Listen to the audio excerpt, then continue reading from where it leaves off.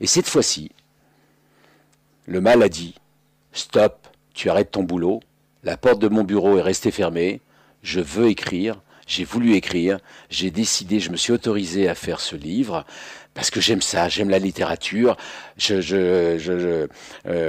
Lorsque j'avais 25 ans, j'ai eu la chance ou la malchance de rencontrer Cavana. J'adorais Cavana, les Ruskov, c'était l'époque du... Il avait écrit les Rital, les Ruskov.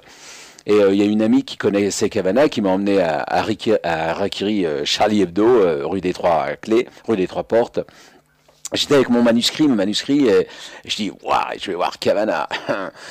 Dans ma tête, j'ai dit, bonjour monsieur Cavana, j'aime beaucoup ce que vous faites. D'ailleurs, moi-même, j'écris et évidemment, je me suis dégonflé lâchement. J'étais pétri de timidité et je suis reparti avec mon manuscrit sans jamais oser dire ça, quoi.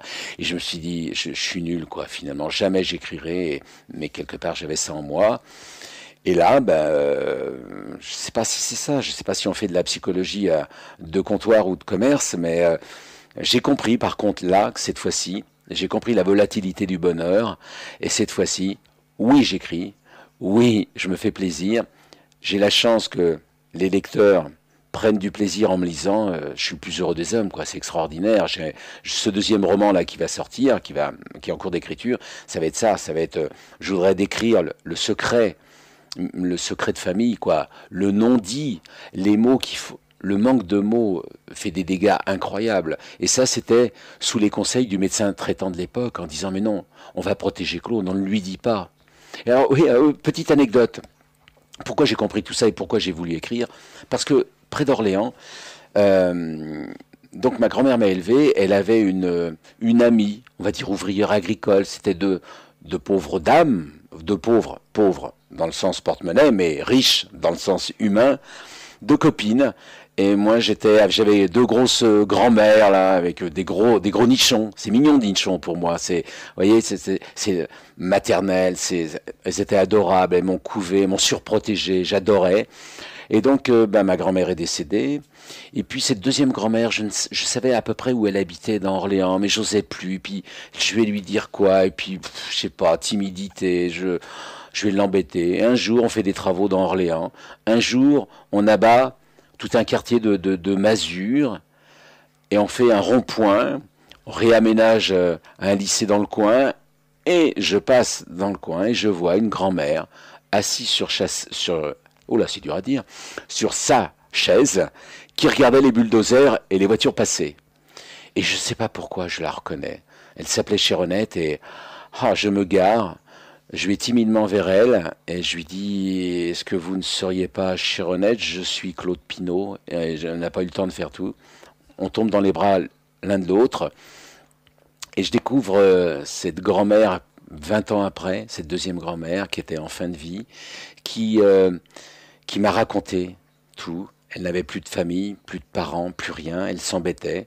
Et tous les midis, pendant 2 mois, je venais la voir. Je lui amenais une petite pomme, un petit sandwich, une petite gâterie, un petit Mars.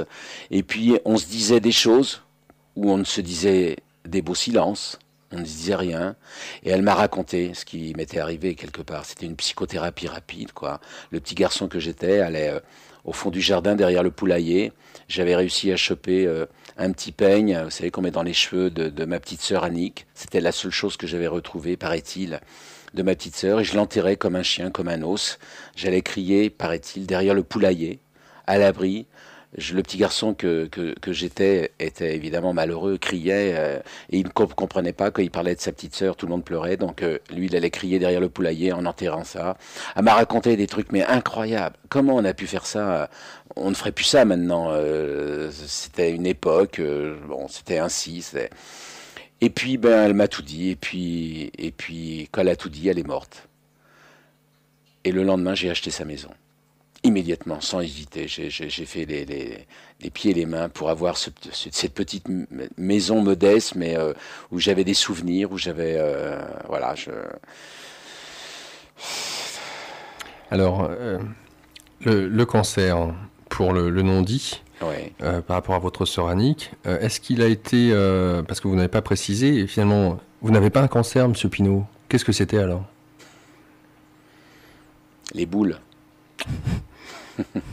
D'accord, on continue. Si, pourquoi est-ce que vous ne vous êtes pas arrêté et finalement, ce qui m'intéresserait de savoir, c'est comment justement un homme qui ne sait pas dire non et qui quelque part fuit sa vie dans une certaine mesure, parce que dire oui à une association, oui à reconstruire sa maison, oui au sport, oui à tout, ok, mais la place de votre famille, de votre femme, de vos 3 enfants, deux jumeaux et une belle fille comme ça, quel était le regard qu'il portait sur vous? Est-ce que justement, avant qu'il y ait cette maladie, après en parler, est-ce que... Mais Claude, quand est-ce que tu te poses un peu? Quand est-ce qu'on part en vacances? Quand est-ce que... Voilà, on est là. Je sais pas, je dis ça, j'en sais fiche trop rien, je vous pose la question. C'est exactement ça, en fait. D'abord, il faudrait leur poser la question, hein, Oui. bien évidemment.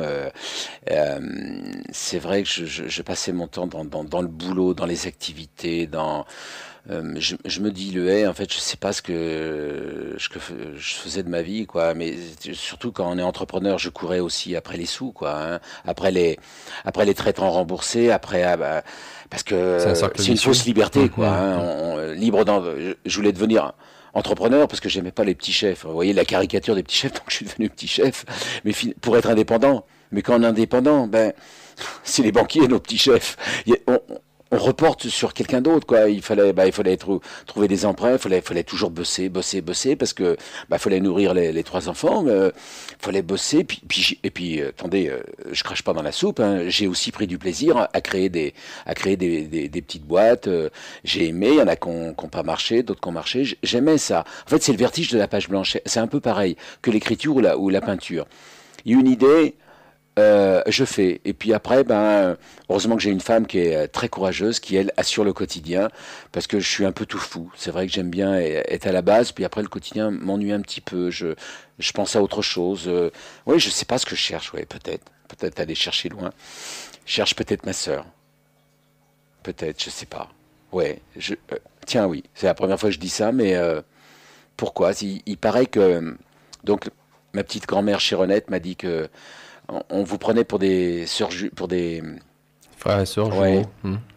il paraît que je l'adorais, qu'on s'adorait, je sais pas, parce que j'ai un souvenir, c'est vieux évidemment, mais je l'ai reconstruit avec Chéronette et peut-être ça, je cherche aussi, je suis désolé si ma maman écoute, mais j'aurais aimé tellement plus de bisous, quoi.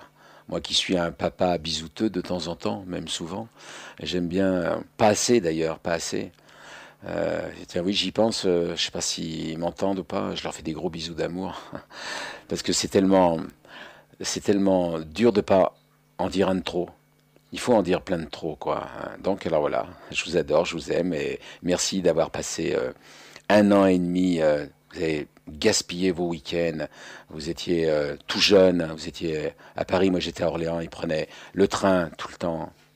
Tout le temps. Ils ont été à Kerpa. Vous avez vu, il y a un repas.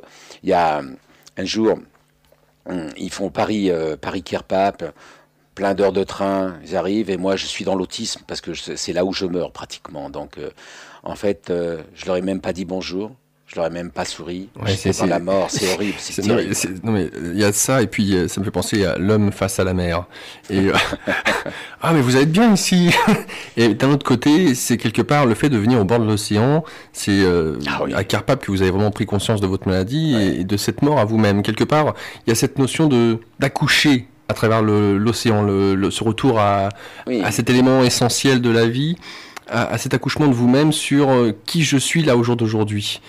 Mais pour revenir à ça là, en fait, c'est un lieu commun. Effectivement, la mer, d'ailleurs, on l'a fait là pour être bien à la mer, pour devant, etc. Et quand j'arrive, toutes les infirmières, les unes derrière les autres, me disent, mais vous allez être bien, regardez votre chambre, c'est face à la mer. Et moi, je dis, mais je m'en fous de la mer, j'en ai rien à foutre. Je veux du béton et je veux mes jambes et je veux mes mains. J'en ai marre, quoi. Évidemment, bon, je crie, je gueule contre l'injustice de la tétraplégie. Et, la mer, je m'en fous. La mer, c'est bien. La mer, c'est pour les riches de santé, quoi. Sinon, en fauteuil roulant, ouais, nous, ce qu'on veut, tous les fauteuils roulants vous le diront, quoi.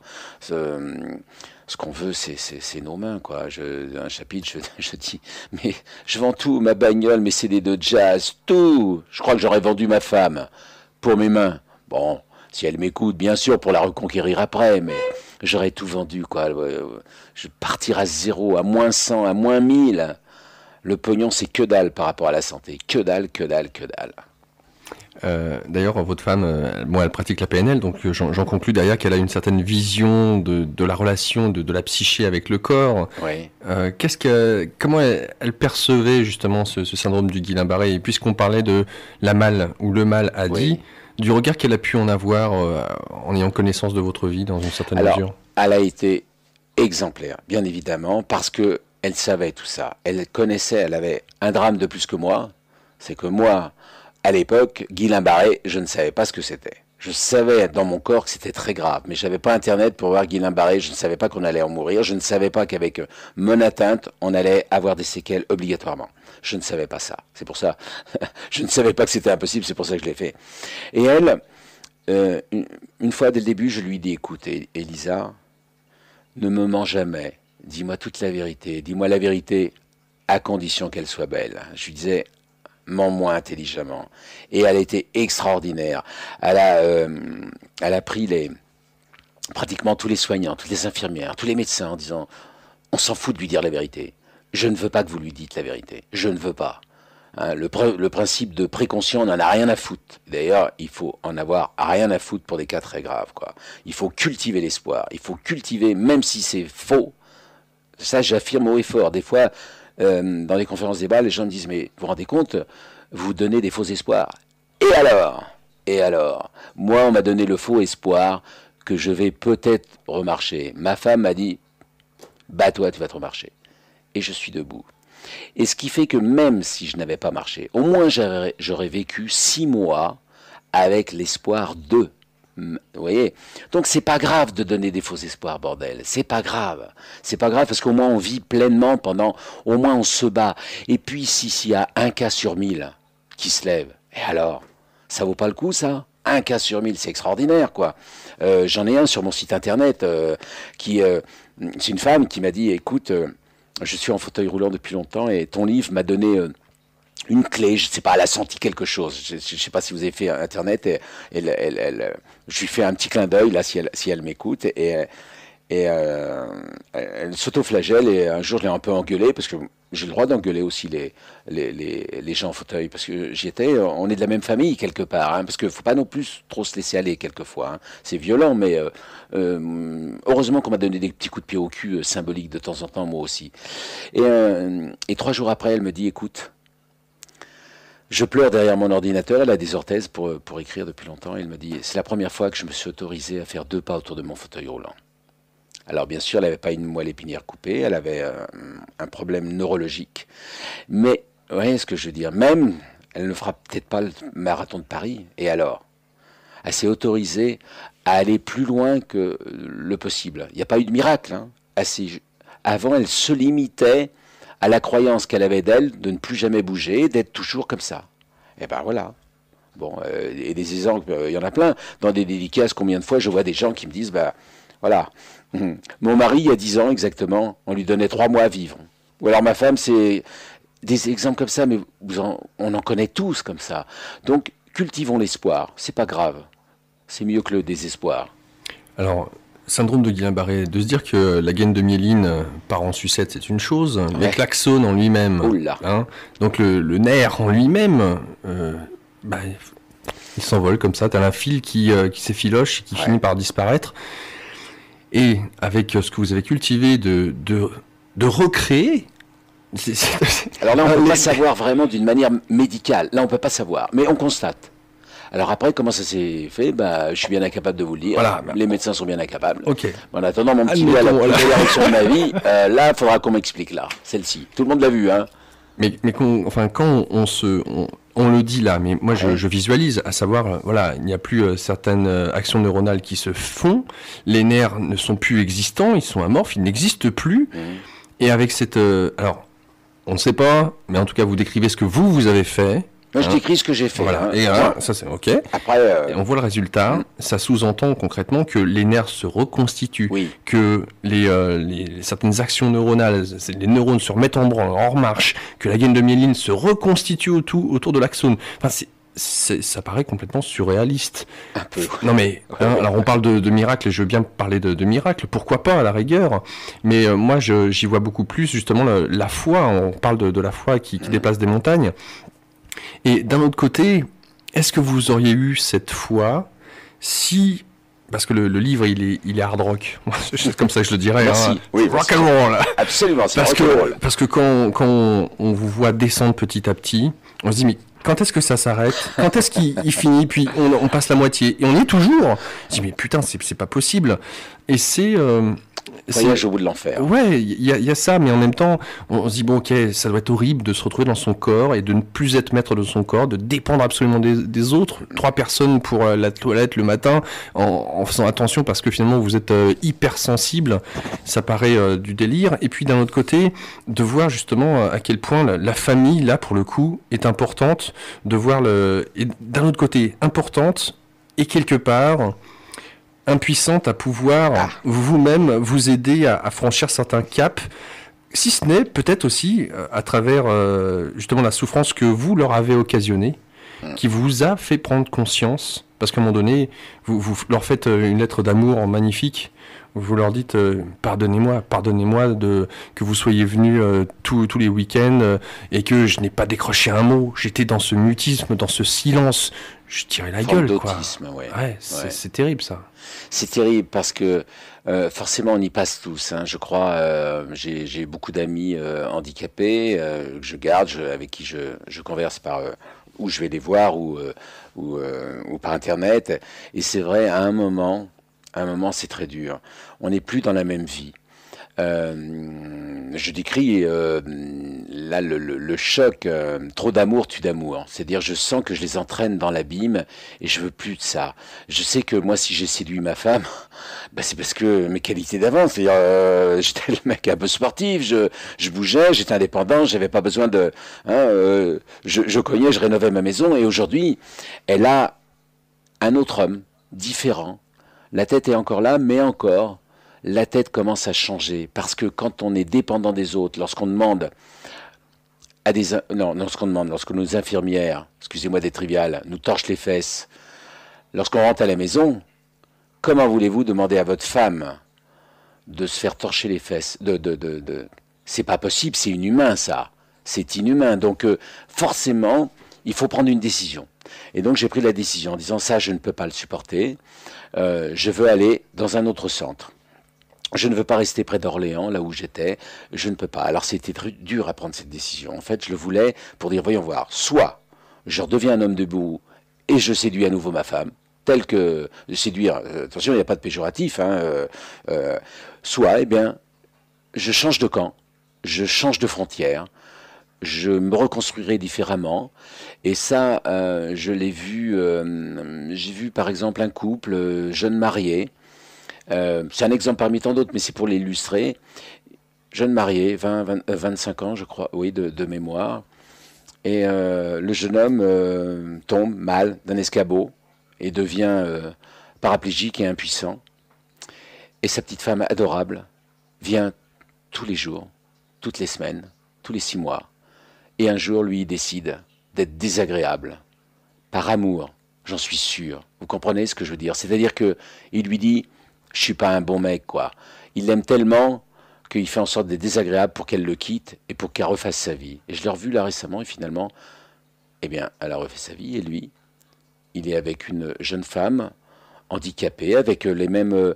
vous voyez, on a les mêmes valeurs quelque part, on se comprend mieux. Et finalement, je trouve que c'est un acte d'amour. Il ne faut pas jeter la pierre à ceux qui se séparent.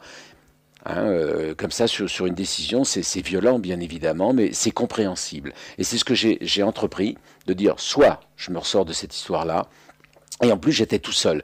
C'est-à-dire que je me battais avec mes amis handicapés, quoi. C'est-à-dire on va y aller, quoi. On se bouge les fesses, on y va. Et il n'y avait pas le soir, la tendresse dont j'ai besoin, mais j'ai voulu m'en protéger pour ne pas me ramollir, quoi. Pour prendre mon destin en main, de dire tout ce que je pourrais faire, je le fais, quoi. Je le fais tout seul. Je ne veux plus entraîner mes enfants et ma femme dans l'abîme. Vous savez à quoi ça me fait penser, ce que vous me dites, Claude? Ça me fait penser à l'affaire Vincent Imbert. Oui, voilà. Hein, Oui. donc, l'euthanasie, oui ou non, et puis du livre qu'a sorti la mère, juste après que son fils soit mort, où ça avait fait un scandale pas possible, on disait c'est du marketing, elle en profite de la misère de son fils. Et quand vous parlez d'amour, là, comme vous venez de le mentionner, je suis tout à fait d'accord avec vous. Pour moi, ça me paraît une évidence. Il y a un petit passage justement là-dessus, la solitude. Il m'était de plus en plus difficile de communiquer avec mes proches. Que pouvais-je leur apporter d'autre, sinon de la tristesse, de la pitié ou de la compassion? En retour, ils me donnaient leur amour. Certes, j'en avais besoin, mais je ne voulais que guérir et les prendre dans mes bras, rien d'autre. Allongé, sans recours, je ne supportais plus cette position. Je commençais à les persécuter. J'aurais voulu qu'ils me détestent, qu'ils me laissent ainsi, si je ne devais pas m'en relever. S'il te plaît, Lisa, si je dois rester tétraplégique, promets-moi d'achever mon calvaire. Ne me laisse pas vivre ainsi, aide-moi, trouve le bouton d'arrêt des souffrances. Appuie sur une seringue ou sur la gâchette. Je n'ai plus d'index pour le faire moi-même, ni de pistolet à portée de main. Le seul que j'ai est en plastique et repose entre mes cuisses inertes. N'ajoute pas de la souffrance à ma douleur. Respecte mes dernières volontés. Tiens-toi prête. Je ne peux pas vivre sans l'espoir de récupérer mes mains. Alors après, s'ensuit Noël. Est-ce que vous avez abordé ça avec elle? Parce que là, vous mentionnez, mais... Oui. En fait, je disais, pour moi, je parle pour moi, mes mains, c'est tout. Je dis, si je ne peux plus marcher, si je suis en fauteuil roulant, pas de problème, j'aurai la force, il n'y a pas de souci, je me débrouille. Bien sûr, ça va être triste, mais je suis capable de combattre en fauteuil roulant sans mes jambes. Par contre, moi, je suis tellement faible que j'ai pas la force de ne pas avoir mes mains. Mes mains, c'est la liberté, c'est l'indépendance. Je ne supportais plus qu'on me coupe la viande, qu'on me torche, je ne pouvais plus d'attendre une infirmière pour qu'elle me gratte un petit peu le nez, je ne supportais plus qu'on me lave les dents, qu'on me rase. Je ne supportais plus ça. Je ne supportais plus de devoir un jour dire à ma femme, torche-moi les fesses. Voilà, je ne sais pas cette force-là. Je n'ai pas cette force-là. Je voulais mes mains, sinon rien. Alors, est-ce qu'elle a été sa réponse, d'une certaine manière, à votre demande, votre dernière demande, si elle devait avoir lieu? Elle n'a pas fait de réponse objective, mais je sais que dans son regard, elle avait compris mon malheur. Parce que c'est une tétraplégie douloureuse. Non seulement on est tétraplégique, mais en plus, on souffre dans son corps. On souffre, c'est-à-dire que je ne dormais pas. Quand je relis mon livre, je dis, mais il y a marqué, il ne dormait pas. Mais non, c'est impossible. Si, je ne dormais pas. Non, oui, mais non, c'est pas possible, là, tu t'exagères. Non, je ne dormais pas, j'avais des chutes, me disaient des infirmières, de, on va dire, 1 ou 2 minutes de baisse de vigilance, et boum, j'étais dans une forme de sommeil, et les douleurs me réveillaient immédiatement. Mais évidemment, j'étais pas trop fatigué, je foutais rien. Hein, j'étais allongé, donc vous voyez, le corps, il s'est adapté, donc dormir, en fait, ma vie n'était que douleur. Donc ma femme l'avait bien compris. Par exemple, pour me... ouh là là, ça va être un livre qui va faire peur, ça. Hein. Mais je le raconte avec humour, je pense.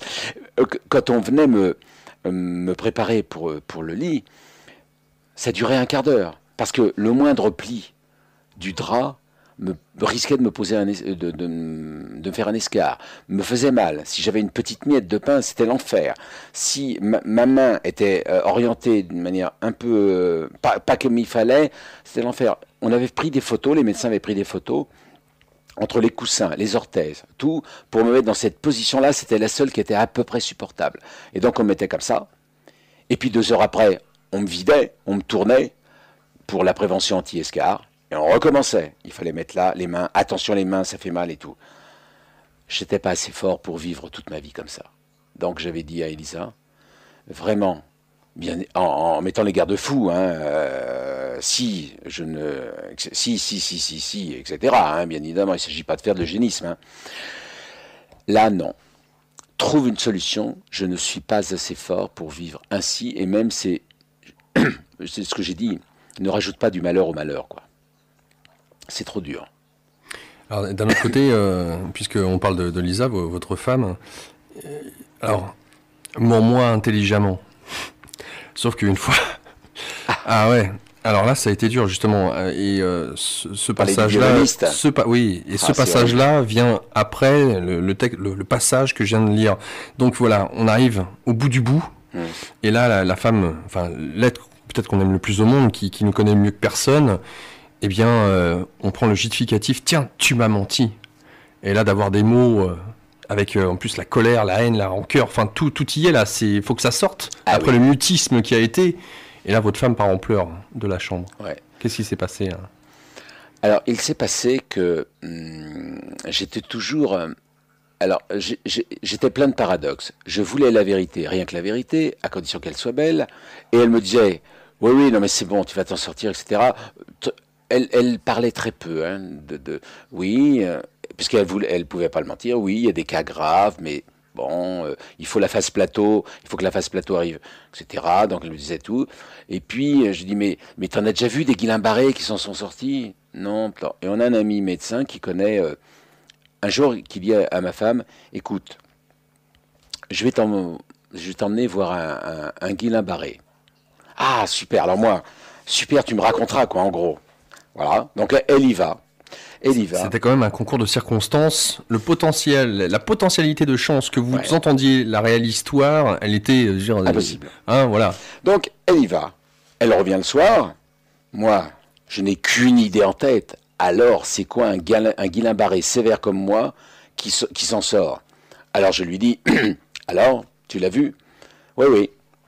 Alors comment il est? Ça va, il marche? Oui. Et il fait quoi? Ça va. Mais tu peux m'en dire plus? Écoute, rien, je l'ai vu. Non, mais il est plus à l'hôpital, ça marche bien. Mais qu'est-ce qu'il fait? Alors elle me dit, il fait du violon. Il est violoniste, mais il joue toujours du violon. Oh non, il est là à la retraite, il joue plus du violon. Mais alors, il fait quoi? Ils sont à la retraite tous les deux, voilà. Donc ça va. Oui, ça va, un Guillain-Barré, je te dis. Ok, bon. 8 jours après, je crois. 8 jours après, j'ai une aide-soignante. Et alors, il habite où? On dit, il habite à Saran. À Saran, c'est près de la région d'Orléans. Et un jour, il y a une aide-soignante qui tombe malade. J'ai une remplaçante. Elle rentre dans ma chambre et elle voit le bonhomme équipé, donc des patchs, des perfusions, des sondes, avec un contrôle d'environnement, avec mes mains dans des gouttières, des mains gonflées. Ça peut être impressionnant pour une aide-soignante remplaçante. Elle me dit, oh là là, alors comment on fait? Expliquez-moi, parce que je ne sais pas ce que vous avez, je suis remplaçante du matin. Ouais. Alors, moi, je la pilote, évidemment, avec ma tête, en disant, là, voilà. Donc, vous me relevez mon lit, mais faites attention, parce que mes mains vont glisser avec les gouttières. Prenez, je lui explique. Et puis, à un moment, elle me dit, sans indiscrétion, vous avez quoi? Eh ben voilà, j'ai un Guillain-Barré, fier de moi. Voilà, ma fonction, c'est Guillain-Barré. Mon CV, ouais. Mon CV, c'est Guillain-Barré. Vous, c'est quoi? C'est Guillain-Barré. Ah, me dit-elle, c'est marrant, la vie est bizarrement faite. Je connais bien le Guillain-Barré. Ah bon, vous connaissez le Guillain-Barré? Ben oui, figurez-vous que je m'occupe d'un Guillain-Barré dans la région. Ah ouais, quand je dis je m'en occupe, on est 3 à s'en occuper. Ah bon, vous s'en occupez à 3, mais pourquoi? Quand on est sorti, ça va bien, Guillain-Barré. Mais vous n'y pensez pas, c'est que le Guillain-Barré dont je m'occupe, non, c'est quelque chose de lourd, on s'alterne à 3. Ah bon, mais et comment il va? On lui a aménagé des rampes, il est en fauteuil roulant, il a des releveurs, il a du mal à marcher, il n'est pas bien, le pauvre monsieur. Ah bon, mais il habite où? Mais il habite à Saran. Et qu'est-ce qu'il fait dans la vie? Il est violoniste. Ah là là là là! J'ai compris tout de suite que ma femme m'avait menti, qu'elle avait vu l'état du monsieur, et qu'effectivement, il y a des Guillain-Barré qui sont très très très sévères, et dont on ne s'en remet pas. Alors quand elle revient, je lui avais dit, dis-moi toute la vérité, rien que la vérité, à condition qu'elle soit belle, et là, je te déteste, tu m'as menti, casse tout, j'emploie tout, quoi. Je suis en colère immobile, et pour la première fois depuis... je sais plus combien de jours, je lui dis, ne reste pas le soir, quoi. Tant pis. Je me suis, il va y avoir des dommages collatéraux.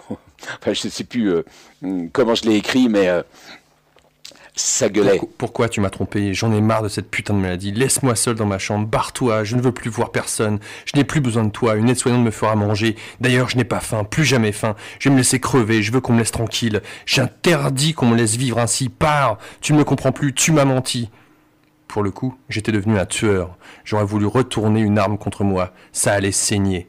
Je continuais de péter les plombs. Le handicap me rendait agressif. J'en voulais à mon corps de m'avoir trahi. J'en voulais à tout le monde.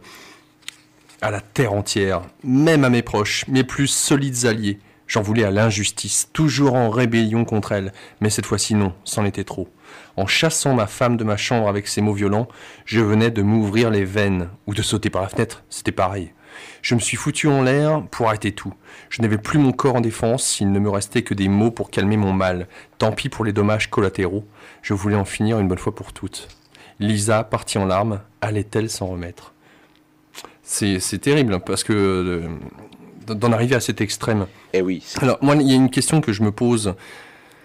À travers les personnes que vous avez côtoyées, alors pas facile à les voir, hein, les Guillain-Barré, même au sein des différents... On les cache. Ah ouais, hein. Ouais. Est-ce que ce processus où finalement on se retrouve seul vraiment avec soi-même, en dehors de son corps, hein, mais de cette scission, de ce fossé qui se creuse vis-à-vis de la famille, est-ce que c'est quelque chose un processus obligatoire, entre guillemets, parce qu'on est humain et que ce qui nous arrive nous dépasse tellement qu'on en veut effectivement la terre entière et que... Il y a plusieurs phases, oui. Il y a la phase de rébellion, il y a la phase de colère, et puis à un moment, il y a une phase d'acceptation, et puis après une phase de reconstruction, quoi. Il faut un moment se dire, bon voilà, j'accepte, et puis maintenant, faut que je me débrouille avec les moyens du bord, faut que je rebondisse, faut que j'utilise tout. Alors là, j'ai utilisé tout. À un moment, oui, je passe de même l'érotisme. Là, j'étais en train de feuilleter. Je suis tombé sur Cacher ce sein sur le. Vous voulez que je vous lise parce que ça m'a fait marrer. Il y a longtemps que je l'ai pas lu. Alors, en fait, là, je suis évidemment, je suis un peu emmuré dans le monde du silence. Et puis finalement, voilà. Alors, elle se pencha sur moi pour m'éponger le front. Indra était son prénom, la Suède son pays. La douceur, sa nature. Elle n'avait pas mis sa blouse réglementaire. Erreur de jeunesse. Pourquoi les blouses des élèves infirmières s'attachent-elles toujours beaucoup moins haut que celles des diplômés? Pourquoi avait-on réglé la hauteur du lit si bas? Pourquoi, dans un corps paralysé, une tête fonctionne-t-elle toujours autant? Pourquoi tous ces pourquoi? Elle avait noué sa montre sur l'avant-dernier bouton du haut. Le bouton avait lâché. La montre rattrapée, elle pouvait s'occuper de moi. Ouh là là! Ces deux obus de chair ferme écartaient ce qu'il lui restait de l'encolure libérée de sa blouse. Sa peau laiteuse et charnue me semblait aussi délicate que la douceur des soieries indiennes. Une gorge généreuse s'ouvrait vers des profondeurs vertigineuses. Des ombres et des lumières sur des couleurs de blanc nacré, bordées de bronzage velouté, me ravissaient l'âme. Mon regard y plongeait avec la timidité du plongeur de haut fond. Allais-je m'y abîmer ou manquer d'air après l'apnée de l'immersion? Ce fut l'air qui me manqua en premier. Ses deux seins doux et libres dansaient si près de mon visage que les effluves de sa transpiration parfumée me fouettaient les sens. Une gourmandise sucrée. Ils étaient au-dessus de moi si proches de mes pupilles. Des phéromones à foison m'inondaient la libido. Je suppliais que la paralysie gagnât aussitôt mon aire optique. Je restais la vue bloquée devant ces adorables mamelles tant qu'elles dansèrent devant moi. Au détour des passages du gant de toilette, je n'en perdais pas une miette. Ah, que j'aimais l'art moderne. Entre deux essuyages de mes yeux, j'y voyais un bacon, un bottero. Rien de plus. Je pourrais peut-être lui demander gentiment de me montrer ses seins. Juste un peu. Ses mamelons aussi. Un tout petit peu. Oh, je ne veux pas les toucher, je ne peux plus. Je ne serais pas gênant, il me reste que la vue.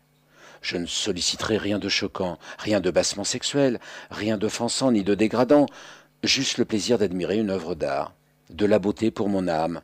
Et vérifier si je suis complètement paralysé. Simplement ressentir si mon corps est à la hauteur de mes hormones.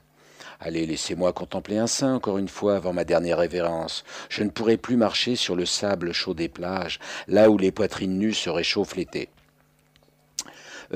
J'aimerais pouvoir admirer vos jolis seins, osai-je avec l'audace des timides. Je sentis un flottement dans son regard, une hésitation. À ma grande surprise, elle me répondit en souriant « Pourquoi pas, si vous voulez ». Elle posa le gant de toilette sur la paillasse. « Regardez comme ils sont lourds. Je vais dégrafer davantage ma blouse, vous les verrez mieux. Voulez-vous que je les remue un petit peu devant vous ? Juste 30 secondes, je ne peux pas davantage. J'ai mon travail à finir et puis on pourrait nous surprendre. Je reviendrai demain. Je serai encore de service, j'aurai un joli soutien-gorge à dentelle blanche et rose. Du 95D. C'est ma taille que j'emporte, vous aimez ? Bien sûr que j'aime. J'adore les dentelles. vous auriez pu refuser, mais vous n'y pensez pas. Qu'est-ce qui vous prend? Ce n'est pas parce que vous êtes paralysé qu'il faut vous croire tout permis. Vous êtes un sadique pervers. Vous me prenez pour qui? Vous ne voulez pas que je vous montre mes fesses aussi pendant que vous y êtes? Finalement, je n'ai rien demandé. Pendant ma toilette, ses seins ont continué de bouger au rythme du mouvement de ses bras. Nous avons parlé du temps qu'il faisait, qu'il valait mieux être à l'intérieur par ce temps pourri, qu'il n'y avait plus de saison, tout ça. À une autre époque, ça aurait été de la faute à la bombe atomique. Aujourd'hui, ce sont les gaz à effet de serre. Du temps de Madame de Sévigné, c'était la puissance de la poudre à canon qui déréglait les saisons. Mais cela avait l'avantage d'être écrit par sa plume. Décidément, on aurait pu dire que j'étais bien. Allongé sur mon lit, doigts de pied en éventail, trop bien. Ses seins mobiles, la pluie dehors, le gentil papotage, son parfum animal, tout me prédisposait à une sérénité de bonne aloi. Quand elle me prit la verge en main pour la laver, j'avais encore une infection urinaire. Il y eut un peu de pus qui s'en écoula. Avec une douce fermeté, sa main gauche saisit mon gland décaloté, puis de la main droite, elle en essuya minutieusement le méa urinaire, violacé et tuméfié, en prenant garde de ne pas trop tirer sur le tube de la sonde qui s'enfonçait. Une fois ma verge propre et séchée dans la serviette, elle souleva mes bourses, l'une après l'autre. D'un geste très doux et enveloppant, elle les nettoyait minutieusement, très professionnellement. « Ce n'est pas trop chaud, ni trop froid, s'inquiétait-elle gentiment. Je ne vous fais pas mal. Ni chaud, ni froid, rien. Il y avait bien longtemps que je regardais plus ses seins. Moi, j'avais mal à l'homme. » Ah ouais, c'est très bien écrit et d'un autre côté, c'est vrai que quand vous lisez ce passage, vous en faites donc découvrir une partie aux auditeurs et quand je l'ai lu, je dis mais putain, il a osé. Ah oui. Ah, mais on y croit, hein.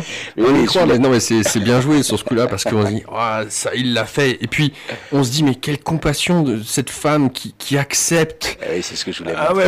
Et puis, au final, douche froide, mais non, j'ai pas osé. Et effectivement, on se met à votre place. Et effectivement, on se dit, mais ouais, qu'est-ce qui reste de ce corps? Est-ce qu'il est possible encore d'avoir des érections? Est-ce qu'il est encore possible d'avoir du désir? On voit que oui, à travers justement ce que vous pouvez percevoir de vos yeux, encore une des parties mobiles de votre corps, du désir qui vient, qui monte, et d'apprécier le beau. Justement, simplement le beau. Et c'est vrai, à la rigueur, on pourrait se dire, je touche avec les yeux. Oui. Et voilà, bon. C'est ce qui m'a donné aussi, vous savez, si j'écris tout il y a des scènes un peu plus érotiques, c'est pas gratuit, hein. Quelque part, je dis, quand on est un homme ou une femme, d'ailleurs, l'inverse est vrai, j'en ai discuté avec des amis handicapés, quoi. Quelque part, il nous reste encore le cerveau et une part d'humanité et un petit peu de désir, quand même, malgré tout. Mais malgré tout, on ne peut pas se mettre en adéquation avec nos désirs, quoi. Et c'est horrible. C'est encore plus mortel, quoi. Évidemment, une frustration énorme. Je regardais ses seins, mais d'une manière bien évidemment non libidineuse. Je regardais, mais je dis, mais moi, plus jamais je ne pourrais toucher un sein, le sein de ma femme, plus jamais. C'est horrible, ça. Imaginez 2 minutes. Vous aimez les seins des femmes. Plus jamais vous les touchez. Vous voyez ce que je veux dire? Ou l'inverse. Ouais, on le ressent très bien, hein, de toute façon. C'est énorme. On se pose les questions tout le temps, quoi. Tout le monde se les pose, ça. Et est-ce que je vais redevenir un homme ou une femme, un être humain avec tout? Ça ne veut pas dire que les handicapés ne le sont pas, bien évidemment, hein. Et justement, si j'aborde ce fameux passage où on m'en parle, hein, les rêves amputés, où je ne sais pas si on peut le décrire, où je me fais violer, théoriquement. Oui, enfin théoriquement, façon de parler, oui, c'est clair. Quelque part, j'ai voulu dire aussi que, comment dirais-je, quand on est cabossé dans son corps, on est aussi cabossé, je l'ai dit tout à l'heure, cabossé dans ses désirs, dans sa tendresse, dans son besoin d'amour, quoi. Et on reste aussi en fauteuil des hommes et des femmes comme tout le monde, quoi.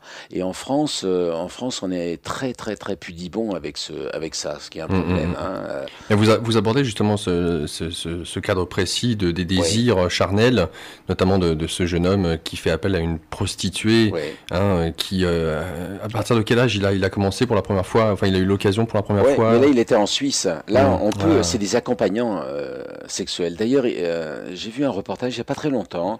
Ça se passe en Suisse ou dans les pays. C'est des associations. Ce ne sont pas des prostituées. Ce sont des couples hommes et femmes. C'est-à-dire l'homme, il y a des tours en fait qui vont apporter de la tendresse. Ça peut être des caresses, ça peut être une masturbation, ça peut être voilà. Et l'homme est marié, c'est un don de soi extraordinaire quelque part. Hein. Ce n'est pas du tout gore. Attention, hein, je fais bien la différence entre la gaudriole et puis ça. C'est ouais, bien sûr, non, ça n'a rien à voir. ça n'a rien à voir. Attention, il faudrait le voir ces reportages quoi. Quand on passe des années entières bloqué dans son fauteuil roulant, on est aussi une femme, on est aussi un homme. Hein, avec des désirs. Avec des désirs, quoi. Et les seules caresses qu'on a, c'est les caresses du gant de toilette, quoi. D'ailleurs, c'est cette jeune femme de 28 ans qui, entre guillemets, vous viole. Ouais. Elle a eu un accident à 20 ans. Elle a plus de jambes. Jambe droite, je crois. Enfin, elle marche avec les deux. Avec des prothèses. Avec des prothèses. Ouais. Et puis, bon, elle arrive sous couvert de « je t'emprunte le livre ». Et puis, au final, c'est « je vais te violer ». Elle le dit elle-même. Et il faut bien tout lire. Hein. Ouais, non mais d'accord. Non mais c'est très beau. Parce qu'il y a des pistes. Hein, c'est très beau. Franchement, c'est une scène qui m'a réjoui le cœur. Déjà d'une part que elle, à l'âge qui est le sien, de pouvoir être attirée par un homme. Elle vient une fois par mois dans le centre. Donc j'imagine qu'il y a un lien qui s'est créé entre vous au préalable, bien entendu. Et puis de sentir un attrait, de se dire voilà, c'est je m'octroie ça, je me donne ce droit à vivre cet acte d'amour et beaucoup de tendresse à travers justement quand elle monte sur vous, le fait qu'elle vous embrasse les yeux, qu'il y a ce côté de l'amour pur. C'est peut-être simple à dire, mais ça veut tout dire d'un autre côté. Beaucoup de tendresse, beaucoup de... Sauf de la gaudriole. Exactement. Hein. Donc un très beau passage. Il y en a aussi un qui m'a fait rire, oui. Et puis en même temps, c'est triste à pleurer. Pipi, caca, boudin. Ce chapitre, il est hallucinant parce que vous mettez en avant finalement ce qu'il reste de votre verge en tant qu'homme. Vous avez un petit peu à travers la lecture du passage que vous nous avez lu... estampillé, qu'est-ce qui reste de ce sexe qui passe entre les mains des infirmières, qu'il nettoie. Et là, c'est des déjections de ce corps qui ne m'appartient plus. Et à quel point, finalement, tout tourne autour de ça. Pipi, caca, boudin. Mais voilà, c'est... Hein, je pouvais pas l'appeler autrement. Hein, franchement, c'est quelque chose qui m'a épaté. Et puis, d'un autre côté, à travers vos compagnons... d'infortune, on pourrait dire, éventuellement, on n'est pas forcément seul dans une chambre. Savoir aussi vivre à deux avec l'autre tel qu'il est, l'accepter dans sa différence, accepter le fait qu'il ronfle, qu'il pète, accepter le bruit des machines, accepter son mauvais caractère, éventuellement aussi. Ouais. Comment est-ce que vous avez abordé ça, justement, vous qui en vouliez à la terre entière, vous qui en avez voulu à votre famille, qui vous êtes terré dans ce mutisme, le fait d'avoir entre guillemets un pseudo inconnu à côté de vous, qui est ce qu'il est, et avec sa maladie aussi, ses symptômes, comment ça se passe? Comme partout, il y a des affinités, puis il y a des inimitiés. Et là, je tombe en amour avec mon pépère Eugène, adorable pépère. Hier, chez Ardisson, je disais que on lui faisait des petites gâteries, mais des petites gâteries de tendresse, hein, bien évidemment. Et lui, il avait, je sais pas quel âge il a 80, 85 ans. Et il regardait toujours aussi les dentelles des infirmières. Et il draguait à sa manière, quoi. Il était encore vivant, mais avec plein de tendresse. Hein, et on se marrait parce que tout à l'heure, je vous ai raconté le coup des « t'as bonne mine ». Hein, tous les valides qui ne savent pas quoi dire, ils disent « Ah, dis donc, t'as bonne mine ». Et nous, en fauteuil roulant, quand on se croisait dans les couloirs, d'ailleurs, tous les handicapés le font, hein, « Dis donc, t'as bonne mine, toi ». Alors avec pépère Eugène, et il me répondait « Ah oui, ça aurait pu être pire, t'aurais pu être mort hein. ». On se raconte les conneries des valides, quoi. Il y a des très belles rencontres, et puis il y en a certaines qui sont... Lorsque, notamment à Kerpap, vous découvrez un petit peu ce monde et vous prenez conscience réellement de ce qui vous arrive, où là, alors c'est poignant parce que vous le décrivez en même temps très bien, c'est-à-dire que vous arrivez Vous êtes dans une aile du bâtiment, Ah, ouais. au fond du couloir. On vous apprend que vous allez manger dans un réfectoire avec tous ceux qui sont atteints diverses et variées de maladies paraplégiques, tétraplégiques et autres. Et, euh, et donc on vient vous chercher pour dîner. On dit bon bah vous allez manger avec vos confrères, pourrait-on dire. On vous emmène. Et là, c'est plein de machines qui sont reliées avec des lits, quelque part les uns à côté des autres. Donc c'est marrant, on vous rebranche parce que aussi votre matelas pneumatique, eh bien, voilà, il a besoin d'air et il se dégonfle. Et vous décrivez que merde, mais qu'est-ce qui se passe quoi? Je suis pas bien, et vite, vite. Et on vous rebranche, vous voyez un petit peu la scène de ce qui se passe, les gens qui se regardent un peu du coin de l'œil, et puis en même temps. C'est la cata, parce que vous voyez ce qui se passe autour de vous, et quelque part ça vous renvoie à vous-même tel un miroir qui est assommant, au point que vous vous mettez à pleurer. Eh oui, ça c'est. Je cherchais si éventuellement j'avais à le relire, mais oui, c'est quelque chose d'effroyable, quoi. Ah bah tiens, je l'ai. Vous voulez, oh, c'est pas long, je peux Ouais, vous. ouais, bah oui. Ouais. Je vous emmène, c'est l'heure. En fait, ma femme, c'est la première fois qu'elle part. Jusqu'à présent, elle était tout le temps là et elle doit repartir à Orléans. Je suis tout seul, abandonné. Jusqu'à présent, elle m'a donné à manger pendant 2, 3 jours et voilà. Je vous emmène, c'est l'heure. Le sourire de Véronique me sembla rassurant. Je préfère manger ici. Je suis fatigué. Je lui ai répondu. C'est obligatoire d'aller en salle à manger, insista l'aide-soignante avec un aplomb, ne laissant pas la place à la contestation. Et donc, je tourne la page. Ce soir, votre épouse n'est pas là, nous ne pouvons pas servir les repas en chambre, c'est la règle. Mais je ne peux pas rester assis plus d'une demi-heure en fauteuil roulant, parce que j'avais des escarres, et j'avais risque d'escarres, et ça me faisait toujours mal aux fesses. Ça n'a pas d'importance, on vous emmène dans votre lit médicalisé, à air pulsé. On s'en a mangé, et le compresseur pour l'air pulsé. Il y a des prises à courant partout, on a l'habitude. Votre matelas n'aura pas le temps de trop se dégonfler pendant le voyage. Elle ouvrit la porte de la chambre en grand, débranchera mon lit. Tout de suite, je sentis me dégonfler. Lentement, le long couloir vert se déroula à l'envers, direction le réfectoire. J'ai failli me soulever sur mes fesses pour voir le paysage défiler derrière les grandes fenêtres. C'est le port de l'Omner sur votre gauche, me dit-elle. Très joli bateau de pêche, si vous voulez. Sous mes couvertures, je sentis le vent du large à travers mon embarcation. Et mon cul se rapprochait dangereusement des barres métalliques du fond du lit. Je me dégonflais, j'étais à plat, mais pas encore crevé. Tout au bout, juste à tribord, c'était là. La porte était ouverte. Horreur, un nouveau monde m'accueillait. Mon lit se gara en épi entre Maurice le tétra et Jackie la tétra. Des cercueils roulants comme le mien, il y en avait une douzaine. Garés contre la cloison du côté gauche, je fus le 13e. Entre chaque lit, des prises partout. Rebranché, je repris de la hauteur. Toutes les prises de courant étaient occupées par nos compresseurs. Nous ronronnions à l'unisson. Certains avaient leur respirateur artificiel branché en plus. La plupart étaient reliés à des perfusions.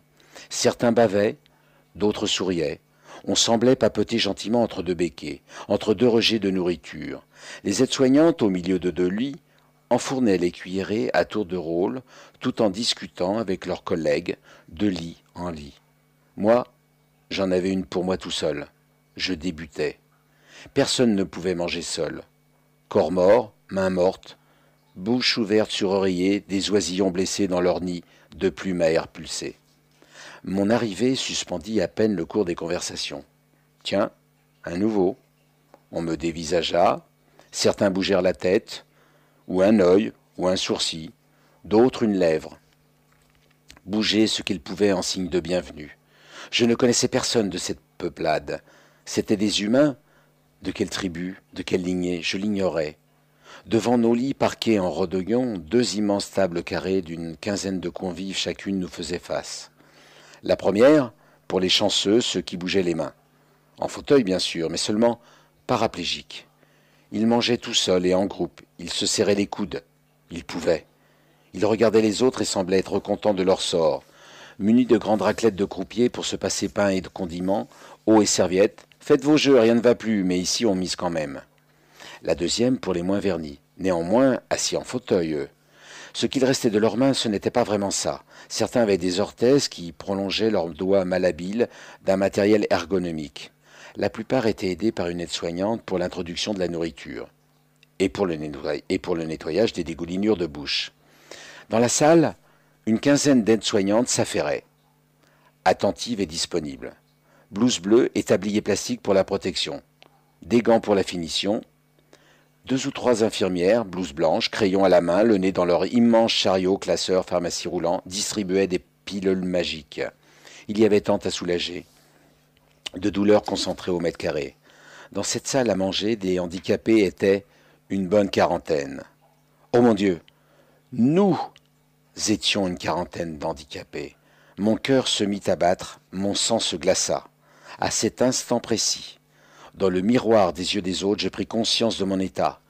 C'était un cauchemar. Au secours, je ne suis pas handicapé, rien n'est vrai. Je ne suis pas comme eux. Non, pas moi, je suis sportif. Je ne serai jamais un handicapé, je suis juste un peu malade, c'est tout. Je suis seulement de passage, je vous en supplie, au secours. Réveillez-moi, prenez ma maison, ma bagnole, prenez mes livres, ma caisse d'épargne, mes CD de jazz, mes peintures, prenez tout. Redonnez-moi ma vie de valide, laissez-moi m'enfuir, prendre mes jambes à mon cou. Je vous assure, je suis valide. Je suis en bonne santé, je veux pas être là. En réa, je voulais bien, mais pas chez les invalides. Non, pas moi, pas pour moi. C'était trop tard. C'est fini, je suis dans les filets, pris au piège. Ce sont les autres qui venaient de m'accueillir comme infirme. Cette fois, mon état est grave, si grave désormais. Je suis absorbé par la grande famille des handicapés. Englouti. Je fais corps avec elle. C'est officiel, j'en fais dorénavant partie. Adieu les valides, ce n'est plus ma famille. Je suis sur le côté des allongés, les plus atteints, sur le côté des prises de courant. En apesanteur sur mon matelas à air, j'ouvre la bouche. Poisson rouge dans son bocal. J'ouvris une fois, pas deux. Je ne pouvais plus avaler. Une crise d'angoisse me déclutit la purée. Des sanglots de l'au-delà me jaillirent dans la gorge. J'étouffais.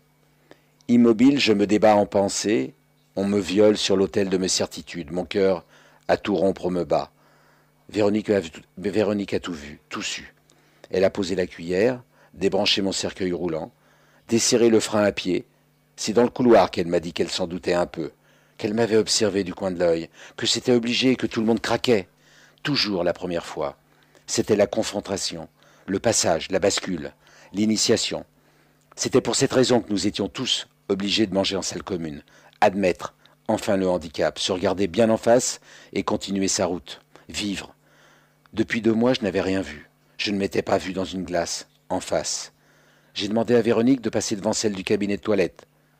Mes larmes ont coulé devant ce pauvre mec, allongé, décharné, couleur cadavre, sans cheveux, qui me regardait dans ce miroir avec une tristesse infinie. 2 énormes cernes entouraient de petits yeux défaits. Un hibou, ogleux, odieux, sanglotait sur son oreiller. Claude Pinault, Le syndrome du bocal, aux éditions Buchet-Chastel. Alors, un miraculé s'il en est, puisque atteint d'un syndrome de Guillain-Barré à la forme la plus extrême, eh bien, aujourd'hui, Claude est dans nos studios, il marche, il bouge, il se meut en pleine forme, et ce récit, eh bien, c'est une parcelle de sa vie. Voilà ce qu'il en est. On va avoir l'occasion d'accueillir vos appels aussi. Nous aussi, on va continuer à avancer en fonction de vos appels. J'ouvre le standard. Hein, Claude, on va accueillir les auditeurs s'ils ont des questions, des réflexions. D'accord, avec plaisir.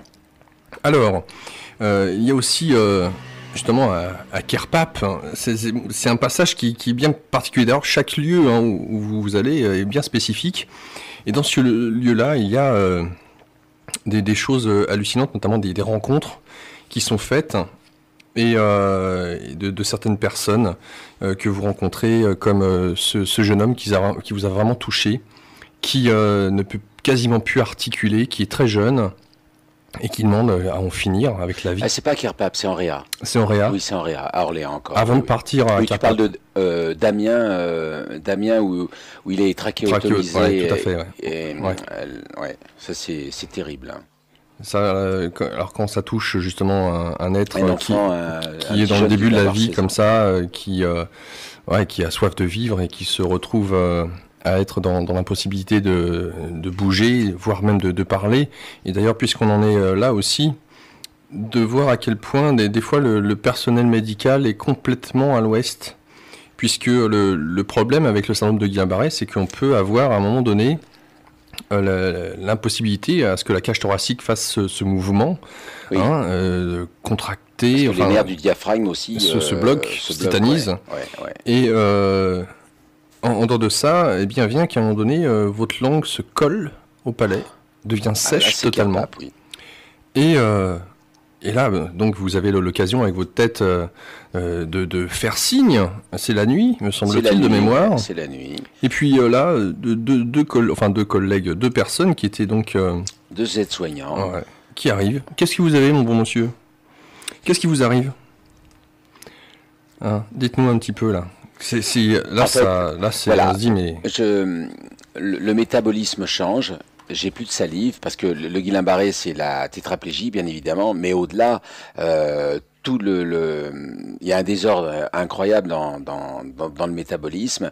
Je n'ai plus de salive, ça se colle, et il faut de temps en temps qu'on me mette un petit peu d'eau sur la bouche. Et en pleine nuit, mon palais se colle.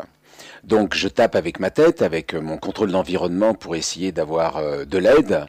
Et il y a deux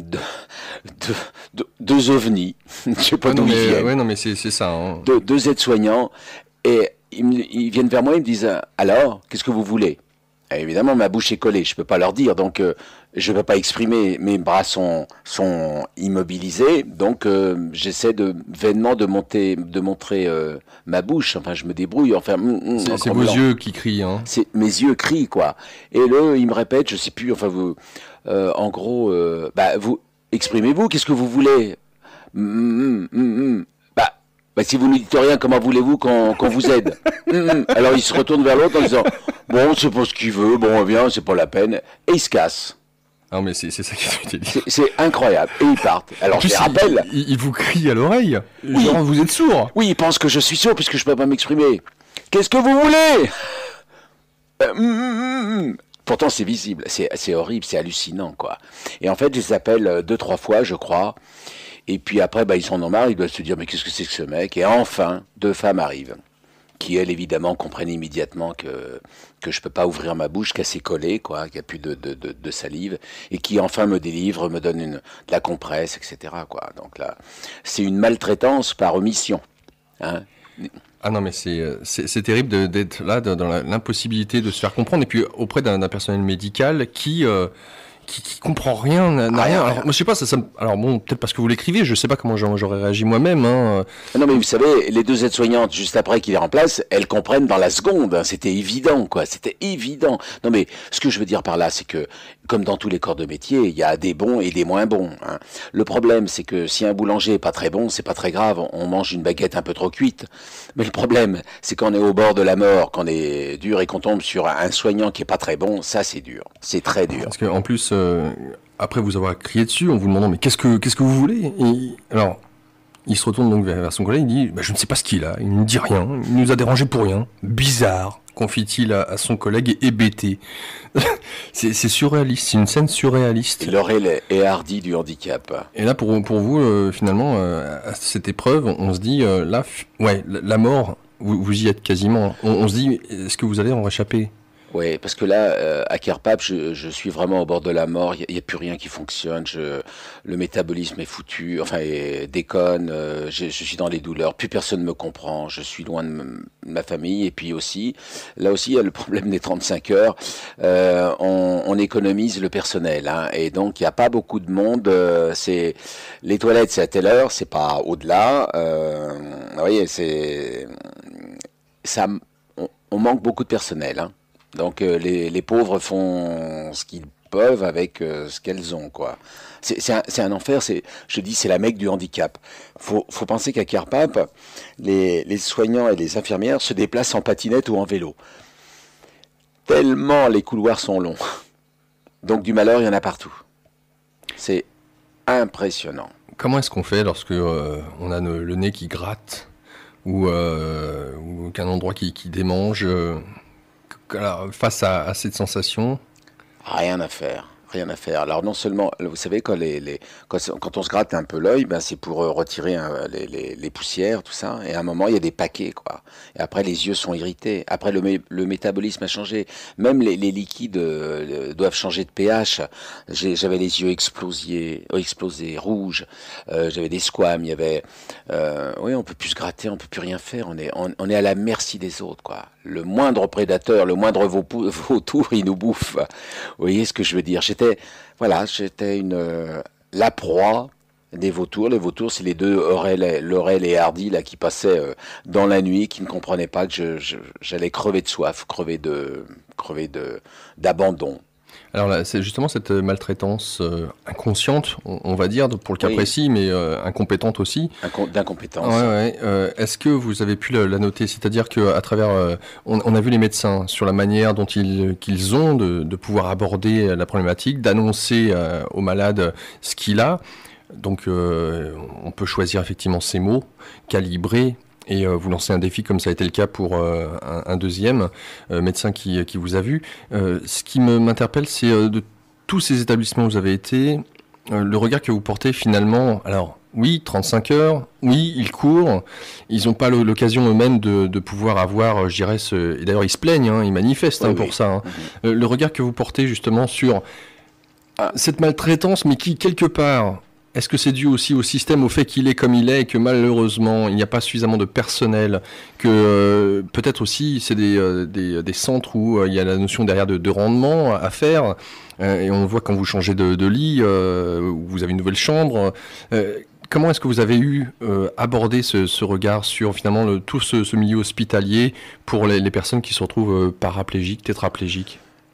Globalement quand même satisfaisant, hein. Le problème, c'est que quand il y a des dysfonctionnements et qu'on est un cas très lourd, c'est dur, c'est très grave, quoi. Vous voyez, la comparaison avec vous tombez sur un mauvais boulanger, c'est pas très grave, mais tomber sur un mauvais soignant, il y a des conséquences qui sont horribles dans les services lourds.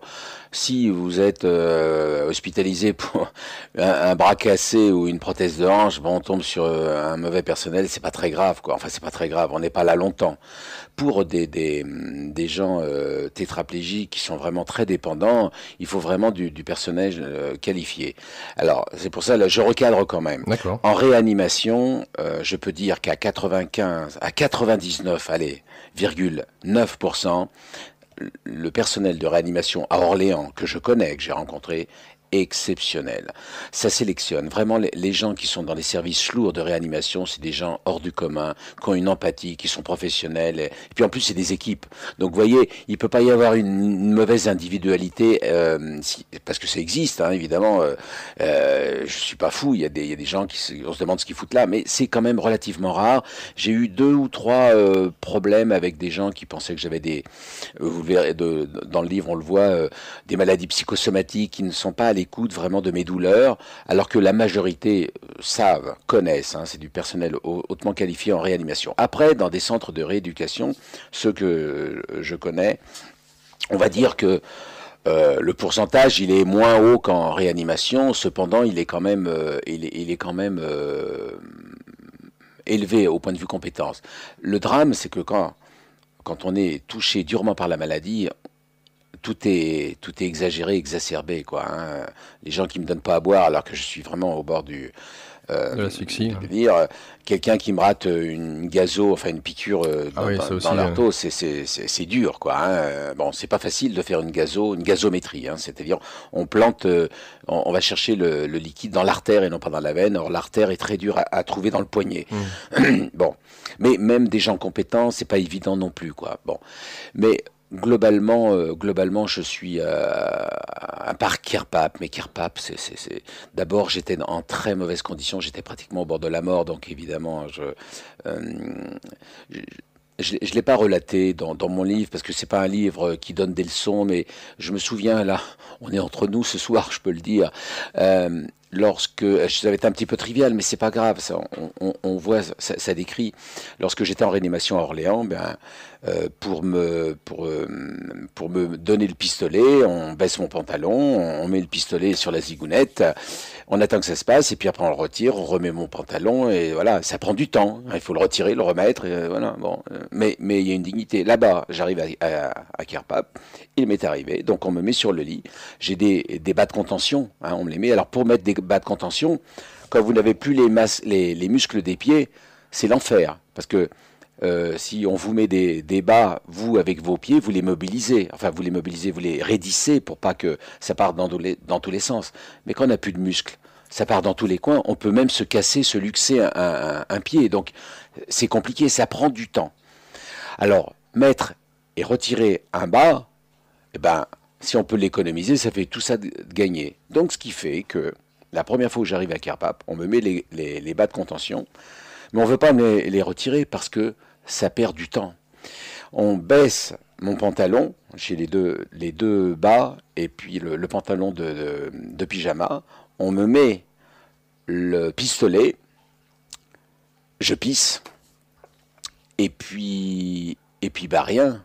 On attendra une demi-heure, on va pas passer 2 fois là en 5 minutes pour faire un aller-retour, on va économiser un aller-retour. Donc ce qui fait que je suis sans pudeur, enfin sans pudeur, on atteint à ma pudeur, j'en ai plus beaucoup, mais quand même, c'est dur d'être à la vue et à la merci des gens qui passent avec le pantalon baissé, les bas de contention, le pistolet et la zigounette dedans, avec mon urine pendant et en fait, ça n'avait pas été une demi-heure, c'était 1 heure, quoi. Donc c'est dur quand même, c'est des petites choses, c'est une maltraitance.